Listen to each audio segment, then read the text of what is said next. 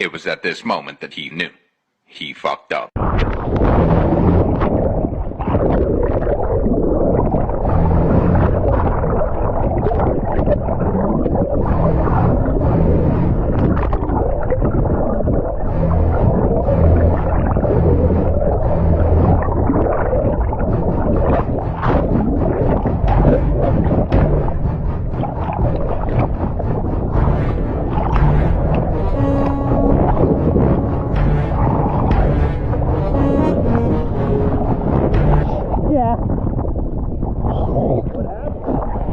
I did like 3 jumps in a row.